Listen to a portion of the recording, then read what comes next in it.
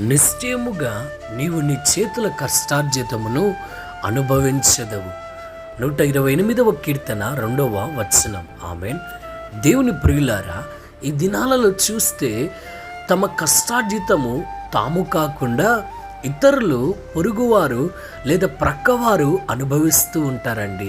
అయితే ఒక వ్యక్తి తన కష్టార్జితము తానే అనుభవించే స్థితి తన జీవితంలో వచ్చిందంటే అది ఒక ధన్యకరమైన స్థితి, ఆశీర్వదించబడిన స్థితి అని చెప్పొచ్చు.